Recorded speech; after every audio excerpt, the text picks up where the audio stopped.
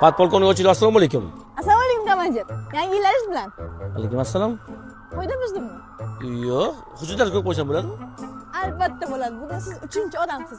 Mana hujjatim. Sevinchxon. Bo'ldimi? Dadangiz yaxshimi? Yaxshi. Siz dadam taniysizmi?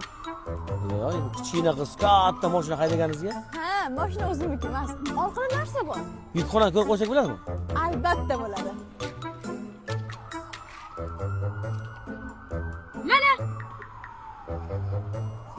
Neydi bu?